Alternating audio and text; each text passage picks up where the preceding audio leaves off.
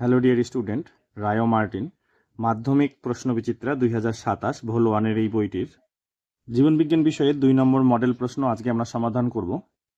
এর আগের ভিডিওগুলিতে আমরা মধ্যশিক্ষা পর্ষদ কর্তৃক সম্প্রতি প্রকাশিত নমুনা প্রশ্নপত্র ও 1 নম্বর মডেল সেটটি তোমাদের সাঁতরা পাবলিকেশনের পাঠ্যপুস্তকের পৃষ্ঠা নম্বর সহ সমাধান করেছি। চলো শুরু করি। 1 নম্বর প্রশ্ন দেখো, বলেছে যৌন জনন সম্পর্কিত কোন বক্তব্যটি সঠিক নয়। কয়ে বলেছে দুটি ভিন্ন ধর্মের জনন কোষের মিলন হয়। পেজ নাম্বার 58 এখানে দেখো, যে জনন প্রক্রিয়ায় দুটি ভিন্ন ধর্মী জনন কোষ অর্থাৎ পুংগ্যামেট ও স্ত্রী গ্যামেটের মিলন হয় তাকে আমরা যৌন জনন বলি। অর্থাৎ ক নম্বর আমাদের সঠিক, এটি উত্তর হবে না, কারণ আমাকে সঠিক নয় বলেছে। ক্ষয়ে বলেছে হ্যাপ্লয়েড জনন কোষ উৎপাদন অপরিহার্য। যৌন জননের এখানে যে এই প্রকার জননে গ্যামেট উৎপাদনকালে মিওসিস হয়, আর মিওসিস মানে আমরা জানি হ্রাস বিভাজন। পেজ নম্বর 45 এখানে মিওসিস দেখো 2n যৌনেত্রী কোষ, এখান থেকে দেখো অপত্য কোষগুলো হ্যাপ্লয়েড অর্থাৎ n সংখ্যক, তাহলে খ নম্বরও সঠিক রয়েছে, উত্তর হবে না। এবারে গ নম্বর দেখো, বলেছে অপত্য জীব জিনগতভাবে যৌনেত্রী জীবের অনুরূপ হয়। পেজ নম্বর 53 যৌন জননের এখানে পার্থক্যের মধ্যে দেখো, যৌন জননে অপত্য জীব জিনগতভাবে যৌনেত্রী জীব অপেক্ষা ভিন্ন প্রকৃতির হয়। গ নম্বর আমাদের এখানে বলেছে অনুরূপ হয়, তার মানে এটাই কি সঠিক নয়, তাহলে উত্তর হচ্ছে কি আমাদের গ নম্বর। এরকমভাবে পাঠ্যপুস্তকের পৃষ্ঠা নম্বর সহ সঠিক উত্তর পাওয়ার জন্য অবশ্যই চ্যানেলটিকে সাবস্ক্রাইব করে রাখবে এবং তোমাদের বন্ধুদের মধ্যে শেয়ার করে দেবে। 2 নম্বর প্রশ্ন দেখো, বলেছে প্রদত্ত কোনটি মাইক্রো প্রপাগ্রেশনের পর্যায় নয়। পেজ নম্বর 57 আমরা প্রথমে মাইক্রো প্রপাগ্রেশনের যে ধাপ সেগুলো দেখব। দেখো এই যে ক্যালাস, তারপরে রয়েছে এমব্রয়েড এবং প্লান্টলেট, এগুলো প্রত্যেকেই কি মাইক্রো প্রপাগ্রেশনের মধ্যে আছে। পেজ নাম্বার 56 অঙ্গজ জননে দেখব। দেখো কৃত্রিম অঙ্গজ জননের একটা পদ্ধতি হলো গ্রাফটিং। মাইক্রো প্রপাগ্রেশনের পর্যায়ে নয় কোনটি? খ গ্রাফটিং। 3 নম্বর প্রশ্ন, মানুষের বিকাশ সম্পর্কিত পর্যায়গুলি নিচের ছকে দেওয়া আছে। দেখব আমরা যে শৈশব, বয়ঃসন্ধি, পরিণত এবং বার্ধক্য। উপরের ছকটিতে কতগুলি সঠিক বৈশিষ্ট্য আছে। তো এখানে যেমন দেখো 1 নম্বর বলেছে শৈশব, বলেছে মাথার আকার দেহের সাপেক্ষে ছোট হতে থাকে। পেজ নম্বর 64 দেখবে এই যে শৈশবে মাথা আকৃতিতে অনেক বড়, পরিণত বয়সে মাথা স্বাভাবিক আকারে থাকে। আস্তে আস্তে যখন বয়ঃসন্ধি, তারপরেই প্রথমে বয়ঃসন্ধি, তারপরেই যখন পরিণত দশা যাবে তখন স্বাভাবিক হবে। তার মানে শৈশবে কিন্তু বড় থাকে। অর্থাৎ আমরা 1 নম্বরটা দেখলাম, এটা সত্য নয়। 2 নম্বরে বলেছে বয়ঃসন্ধি যৌন চেতনার উন্মেষ ঘটে। একই পেজে দেখব আমরা, দেখো বয়ঃসন্ধিতে যৌন লক্ষণগুলো স্পষ্ট হয়, তাহলে 2 নম্বর সঠিক রয়েছে। 3 নম্বরে বলেছে পরিণত দশা ঝুঁকি নেওয়ার প্রবণতা বৃদ্ধি পায়। এই ঝুঁকি নেওয়ার যে প্রবণতা সেটা বৃদ্ধি পায় বয়ঃসন্ধিকালে। এই কারণে কিন্তু বয়ঃসন্ধিকে ঝড়ঝাপটার বয়সকাল বলা হয়। তো এটা কিন্তু আমাদের পরিণত দশায় নয়, তাহলে এটি সঠিক হবে না। 4 বলেছে বার্ধক্য দশা ঋণাত্মক দৈহিক বৃদ্ধি ঘটে। একই পেজে আমরা দেখব, দেখো বার্ধক্য, এখানে কোষের মৃত্যু ঘটে এবং এই সময়ে ত্বকের কুঞ্চন, বিভিন্ন ধরনের যে বিভিন্ন রোগগুলো দেখা যায়। অর্থাৎ বার্ধক্য দশায় আমরা কি দেখলাম, যে দৈহিক যে বৃদ্ধি সেটা না হয়ে কি হচ্ছে, ক্ষয় হচ্ছে। অতএব ঋণাত্মক দৈহিক বৃদ্ধি বলতে পারি, এটা সঠিক রয়েছে। তাহলে দেখলাম দুটো সঠিক, তাহলে আমাদের এখানে খ হচ্ছে কি সঠিক উত্তর 2টি। এরপরে 1-4 বলেছে capital B small B cross capital B small B, এই ক্রসটিতে কত শতাংশ হোমোজাইগাস প্রকট জীব সৃষ্টি হবে। তো হোমোজাইগাস আর হেটারোজাইগাস বলতে এই দুটো কিন্তু হেটারোজাইগাস, কারণ দুটো আলাদা রয়েছে। আমি এখানে ক্রস করে দিচ্ছি। তো ক্যাপিটাল বি স্মল বি এবং ক্যাপিটাল বি স্মল বি, এদের মধ্যে ক্রস বলেছে। তো এখান থেকে যদি আমরা গ্যামেট তৈরি করি, দেখো একটা ক্যাপিটাল বি আর একটা স্মল বি, এখান থেকে একটা ক্যাপিটাল বি একটা স্মল বি, ছোট্ট করে একটা আমরা এখানেই চেকার বোর্ড বানিয়ে নেব। তো দেখো এখানে ক্যাপিটাল বি স্মল বি, এখানেও হবে ক্যাপিটাল বি স্মল বি। তো এই ক্যাপিটাল বি বলে ক্যাপিটাল বি, এই ক্যাপিটাল বি স্মল বি বলে ক্যাপিটাল বি স্মল বি, এখানে ক্যাপিটাল বি স্মল বি আর স্মল বি স্মল বি। তাহলে আমাদেরকে কি বলেছে, হোমোজাইগাস মানে একই রকম। তাহলে এই যে ক্যাপিটাল বি হলো আর স্মল বি হলো, এই দুটো কিন্তু হেটারোজাইগাস। তাহলে চারটের মধ্যে দুটো, তার মানে কি অর্ধেক 50%। তাহলে খ হচ্ছে কি আমাদের সঠিক উত্তর 50%। এরপরে 5 নম্বর প্রশ্ন বলেছে সবুজ ও কুঞ্চিত বীজযুক্ত মটর গাছ এবং সবুজ ও গোল বীজযুক্ত মটর গাছের সম্ভাব্য জিনোটাইপ কি কি হতে পারে।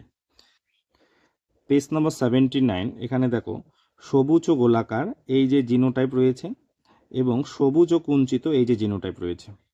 তাহলে আমরা দেখলাম এখানে অপশান ঘ হচ্ছে গিয়ে সঠিক উত্তর। এরপরে রয়েছে 6 কি বলেছে, থ্যালাসেমিয়া সংক্রান্ত কোন বৈশিষ্ট্যটি সঠিক তা নির্ণয় করো। প্রথমে ক বলেছে পুরুষ ও মহিলা উভয়ই এই রোগের বাহক হয়। পেজ নম্বর 84, দেখো এখানে থ্যালাসেমিয়ার উত্তরাধিকার যদি দেখি, এখানে বলা রয়েছে এটি একটি অটোজোমাল প্রচ্ছন্ন জিনঘটিত রোগ। তো এটি কিন্তু সেক্স ক্রোমোজোম বাহিত অর্থাৎ এক্স লিঙ্কড জিন বাহিত রোগ নয়, অটোজোমাল যেহেতু, তার মানে পুরুষদের ক্ষেত্রেও পুরুষ এবং স্ত্রীদের ক্ষেত্রে সমানভাবে এই রোগটা কি হবে, সঞ্চারিত হবে। তাহলে আমাদের অপশন কই সঠিক উত্তর, পুরুষ মহিলা উভয়ই কিন্তু এই রোগের বাহক হয়। 7 নম্বর, এখানে স্তম্ভ ক এবং স্তম্ভ খ রয়েছে। দেখো কি বলেছে, স্তম্ভ ক এর সঙ্গে স্তম্ভ ক্ষয়ে দেওয়া যে শব্দ তাদের সমতা বিধান করে নিচের উত্তরগুলির মধ্যে সঠিক উত্তর নির্বাচন করতে হবে। তো এতে বলেছে নিষ্ক্রিয় অঙ্গ। নিষ্ক্রিয় অঙ্গ কি, কলকাসুন্দর স্টামিনোট। তাহলে এ হচ্ছে গিয়ে 2 এর সাথে, এখানে হবে এ। বি হচ্ছে সমসংস্থ অঙ্গ, শতমূলীর পর্ণকাণ্ড এবং হাড় জোড়ার শাখা আকর্ষ, এটা হলো গিয়ে সমসংস্থ অঙ্গ। সিতে বলেছে সমবৃত্তীয় অঙ্গ, মটর এবং ঝুমকোলতার আকর্ষ, এটা হবে গিয়ে সি। তাহলে দেখলাম আমরা এ হচ্ছে গিয়ে 2, তাহলে A2 কোথায় হয়েছে, A3, ক্ষয়ে আছে A2, বি হচ্ছে গিয়ে 3, B3, C1, তাহলে বি হচ্ছে গিয়ে আমাদের এই খ হচ্ছে গিয়ে সঠিক উত্তর। 8 বলছে প্রাকৃতিক নির্বাচন তত্ত্বে উল্লিখিত যোগ্যতম বলতে বোঝায়। পেজ নম্বর 97, এখানে দেখো যোগ্যতমের উদ্বর্তন যে পয়েন্ট রয়েছে, এখানে দেখব আমরা যে ডারউইনের মতে জীবন সংগ্রামে লিপ্ত জীবগুলির মধ্যে যাদের দেহে ছোট ছোট সহায়ক অভিযোজনগুলি, অর্থাৎ এই অভিযোজনমূলক যে বৈশিষ্ট্য সেগুলোর দ্বারাই কি হচ্ছে, জীবন সংগ্রামে তারা জয়ী হয়। তাহলে ছোট ছোট সহায়ক অভিযোজন। উত্তর হবে 8 অপশান ক, ক্ষুদ্র প্রকরণযুক্ত জীব। এবারে বলেছে 9 বায়োজেনেটিক সূত্রের প্রবক্তা হলেন। পেজ নম্বর 104 দেখো এই যে হেকেল বায়োজেনেটিক সূত্র আবিষ্কার করেন। উত্তর হচ্ছে অপশান খ, হেকেল।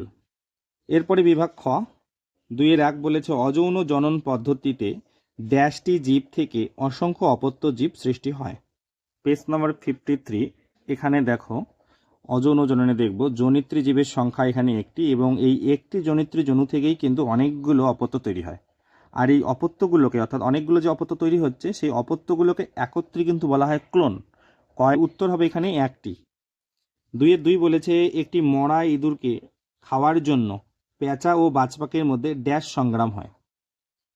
পেজ নম্বর 97, এখানে দেখো আন্তঃপ্রজাতির সংগ্রামটা কি, বিভিন্ন প্রজাতিভুক্ত জীবের মধ্যে যখন সংগ্রাম হবে, যেমন ধরো বাঘ আর হরিণের মধ্যে সংগ্রাম হলো, এটাকে আমরা বলবো আন্তঃপ্রজাতির সংগ্রাম। ইঁদুরটিকে খাওয়ার জন্য দেখো পেঁচা আর বাজপাখির মধ্যে সংগ্রাম হবে, তার মানে কি এখানে শূন্যস্থানে উত্তর হবে আন্তঃপ্রজাতির সংগ্রাম। এবারে 2-3 নম্বর প্রশ্ন বলেছে এক জোড়া মিউটেশন যুক্ত প্রচ্ছন্ন জিনের উপস্থিতির জন্য মানুষের কানের লতির নিম্ন প্রান্ত মুক্ত থাকে। পেজ নম্বর 69, দেখো এখানে একজোড়া প্রকট জিন কানের মুক্তলতি সৃষ্টি করে, কানের যে নিম্ন প্রান্ত মুক্ত হয় সেটা সৃষ্টি করে হচ্ছে একজোড়া প্রকট জিন। আমাদের এখানে নিম্ন প্রান্ত মুক্ত বলেছে প্রচ্ছন্ন জিন, তাহলে এটি কি হবে, মিথ্যা হবে, উত্তর হবে মিথ্যা। এরপরে দেখো 2-4 বলেছে সুন্দরী গাছ কাণ্ড ও পাতার সঞ্চিত অতিরিক্ত লবণ যথাক্রমে বাকলমোচন ও পত্রমোচনের মাধ্যমে দূর করে থাকে। পেজ নম্বর 106, এখানে দেখো এই যে সুন্দরী গাছের অতিরিক্ত লবণ মোচন, এই যে পাতা ও বাকল মোচনের মাধ্যমে লবণ কিন্তু ত্যাগ করে। তাহলে 2-4 সম্পূর্ণ সত্য, উত্তর হবে গিয়ে সত্য। এবারে স্তম্ভ এ এবং স্তম্ভ বি। 2-5 বলেছে প্রোথ্যালাস রেণু অঙ্কুরিত হয়ে হ্যাপ্লয়েড লিঙ্গধর দেহ। এই যে হ্যাপ্লয়েড লিঙ্গধর দেহ মানে হলো গিয়ে প্রোথ্যালাস। তাহলে 2-5 প্রোথ্যালাস হচ্ছে গিয়ে লিঙ্গধর দেহ অর্থাৎ লিঙ্গধর উদ্ভিদ। তাহলে এখানে 2-5 হবে। এরপরে বলেছে 2-6 হাইড্রপস ফিটালিস। পেজ নম্বর 84 এখানে দেখো হাইড্রপস ফিটালিস, এটা কি থ্যালাসেমিয়া মেজর। তাহলে হাইড্রপস ফিটালিস হচ্ছে গিয়ে থ্যালাসেমিয়া, ঘয়ের সাথে হবে 2-6। 2-7 বলেছে হলুদের শল্কপত্র। হলুদের শল্কপত্র হলো উদ্ভিদের ভূনিম্নস্থ কাণ্ড, কিন্তু এটা এখন লুপ্ত প্রায় অঙ্গ। তাহলে ক্ষয়ের সাথে হবে 2-7। পরে একটি শব্দে বা একটি বাক্যে উত্তর দাও। 2-8 নম্বর প্রশ্ন বলেছে বিসদৃশ শব্দটি বেছে লেখো। বলেছে বহু বিভাজন, রেণু উৎপাদন এবং জোর কলম। দেখো এগুলো হচ্ছে অযৌন জনন। জোর কলম একটা অযৌন জনন, রেণু উৎপাদন এবং বহু বিভাজন। কিন্তু আইসোগ্যামি হচ্ছে যৌন জনন, তাহলে আইসোগ্যামি হবে আমাদের এখানে বিসদৃশ। 2-9 নম্বর প্রশ্ন বলেছে অ্যান্টি হিমোফিলিক ফ্যাক্টরের উৎপাদন ব্যাহত হওয়ার জন্য কোন ধরনের হিমোফিলিয়া রোগ দেখা যায়। পৃষ্ঠ নম্বর 85 এখানে দেখো অ্যান্টি হিমোফিলিক ফ্যাক্টর উৎপন্ন না হলে এই রোগ হয়। এই রোগ বলতে হিমোফিলিয়া এ, তো লিখবো হিমোফিলিয়া এ। এবারে 3-1 নম্বর প্রশ্ন বলেছে সপুষ্পক উদ্ভিদের যৌন জননে ঘটা প্রদত্ত ঘটনা দুটি ব্যাখ্যা করো। একটা বলেছে পুংগ্যামেট গঠন আর হচ্ছে ভ্রূণ গঠন। পেজ নাম্বার 61 নিচের দিকে দেখো পরাগ মিলনের এখান থেকে শুরু করে আমরা এই যে দুটি হ্যাপ্লয়েড পুংগ্যামেট উৎপন্ন হয় এই পর্যন্ত লিখব, এবং পরের পেজ 62-তে এই যে এখান থেকে শুরু করে এই পর্যন্ত লিখব ভ্রূণ গঠন। 2 নম্বর প্রশ্ন বলেছে মানব বিকাশের বয়ঃসন্ধিতে হয় এমন একটি শারীরিক ও মানসিক পরিবর্তন লেখো। পেজ নাম্বার 64 বয়ঃসন্ধিতে দেখো এখানে আমরা যদি শারীরিক পরিবর্তন দেখি, এখানে বলা রয়েছে যে এই সময় দেহের বিকাশ সব থেকে ভালো হয়। তাই কি হয়, স্বাস্থ্যবান ও পেশিবহুল শরীর গঠিত হয়। আর একটু আগে আমরা আলোচনা করলাম যে বয়ঃসন্ধি দশার আর একটা প্রবণতা হলো মানসিক, যেটা ঝুঁকি নেওয়ার প্রবণতা বৃদ্ধি পায়, এটা হচ্ছে বয়ঃসন্ধিতে হয়। আমরা মানসিক পরিবর্তন লিখব হচ্ছে বয়ঃসন্ধিতে ঝুঁকি নেওয়ার প্রবণতা বৃদ্ধি পায়। 3 নম্বর প্রশ্ন বলেছে উদাহরণ সহ বক্তব্য দুটিকে প্রতিষ্ঠা করো। কতে বলেছে কোনো কোনো ফিনোটাইপের একাধিক জিনোটাইপ থাকে, এবং খতে বলেছে কোনো কোনো ফিনোটাইপের একটি মাত্র জিনোটাইপ থাকে। 3 নম্বর প্রশ্নের প্রথমে ক, তার উত্তর দেখে নাও। দেখো মেন্ডেলের যখন একসঙ্গর জনন পরীক্ষা হয় না, লম্বা মটর গাছের যে ফিনোটাইপ, তো সেখানে আমরা দুটো জিনোটাইপ দেখতে পারি, যেমন ক্যাপিটাল টি এবং ক্যাপিটাল টি স্মল টি। এবারে যখন দ্বিসঙ্গর জনন পরীক্ষা হয় সেখানে হলুদ ও গোলাকার ফিনোটাইপের জন্য আমরা 4টে জিনোটাইপ দেখতে পারি। আমরা 4টা দেখলাম জিনোটাইপ একটাই ফিনোটাইপের জন্য। ক্ষয়ের জন্য দেখো একসঙ্গ জনন পরীক্ষায় খর্বাকার মটর গাছের ফিনোটাইপ, জিনোটাইপ হচ্ছে গিয়ে অর্থাৎ খর্বাকার মটর গাছ, এটা হচ্ছে ফিনোটাইপ, এবং জিনোটাইপ তার হচ্ছে স্মল টি। এবং দ্বিসঙ্গ জনন পরীক্ষায় সবুজ ও কুঞ্চিত মটর গাছ, তাদের এটা হচ্ছে ফিনোটাইপ সবুজ ও কুঞ্চিত মটর গাছ, এবং তাদের জিনোটাইপ হচ্ছে ক্যাপিটাল স্মল ওয়াই স্মল আর।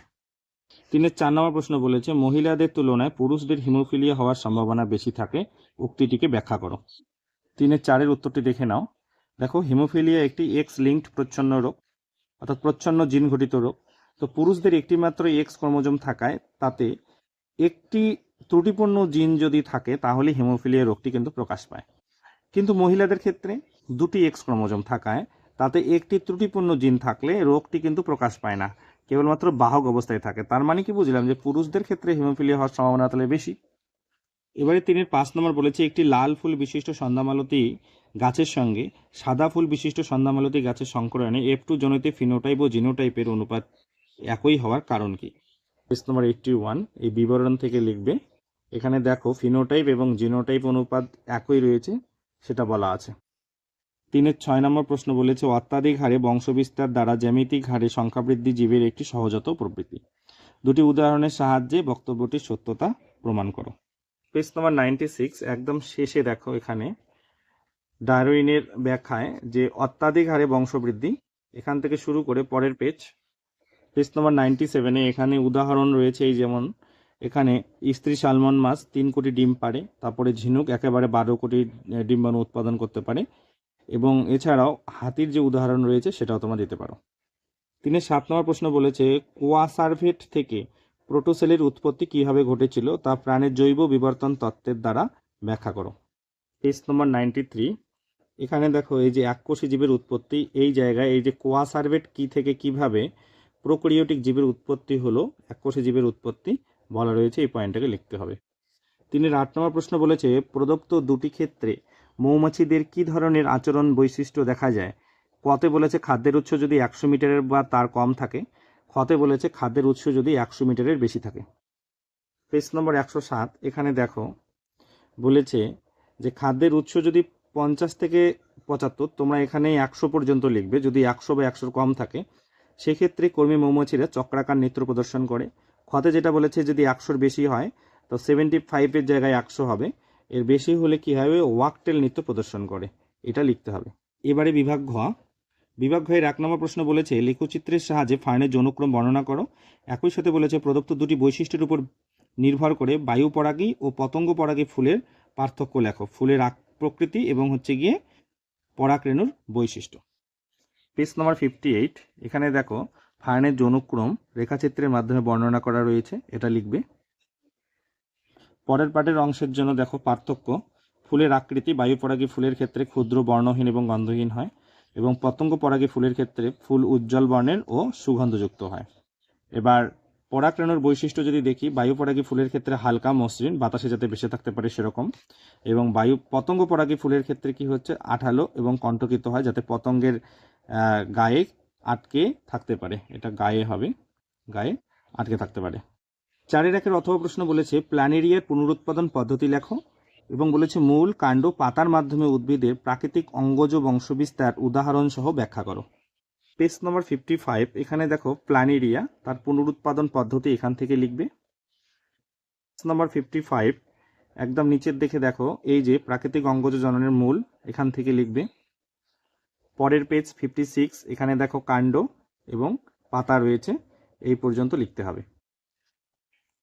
4-এর 2 নম্বর প্রশ্ন বলেছে মটর গাছের বীজের বর্ণ ও বীজের আকার, এই দুটি বৈশিষ্ট্য নিয়ে মেন্ডেল দ্বিসংকর জননের পরীক্ষা করেছিলেন। এই পরীক্ষায় F2 জনুতে যে কটি হলুদ ও গোলাকার বীজযুক্ত মটর গাছ উৎপন্ন হয় তাদের জিনোটাইপগুলি লেখো, এবং একই সাথে বলেছে মটর ফুলের কাণ্ডে অবস্থান ও ফুলের রং, এই দুটি চরিত্রের প্রকট ও প্রচ্ছন্ন বৈশিষ্ট্যগুলি লেখো।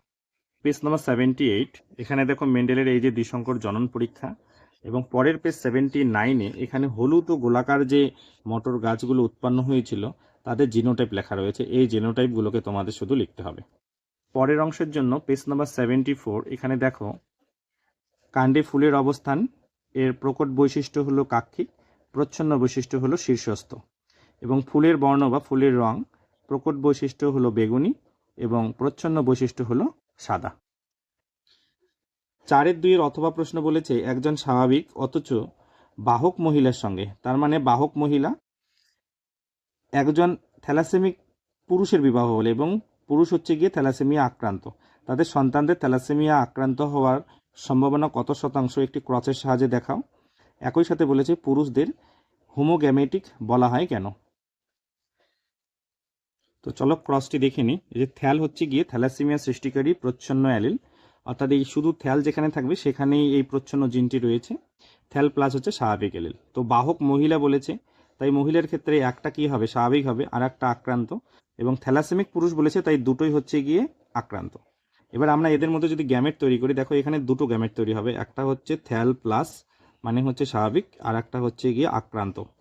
এখানে কিন্তু দুটো যদি তৈরি করি আমরা একই হবে, তাই আমরা শুধুমাত্র একটাই লিখলাম থ্যাল। এবার আমরা যদি ক্রসটা করি, এখানে কি হচ্ছে পুরুষদের ক্ষেত্রে একটাই থ্যাল এবং স্ত্রীদের ক্ষেত্রে থ্যাল প্লাস আর একটা শুধু থ্যাল। ক্রস করলে দেখো প্রথমে হচ্ছে থ্যাল প্লাস আর একটা হচ্ছে গিয়ে থ্যাল, এখানে কি হচ্ছে থ্যাল এবং থ্যাল। তার মানে দেখো এখানে এটা কিন্তু বাহক হচ্ছে আর এটা হলো গিয়ে আক্রান্ত। তাহলে আমরা দেখতে পাচ্ছি সন্তানদের মধ্যে আক্রান্ত হওয়ার সম্ভাবনা হচ্ছে গিয়ে 50% আক্রান্ত হবে। পরবর্তী অংশ বলেছে পুরুষদের হেটারোগ্যামেটিক বলা হয় কেন।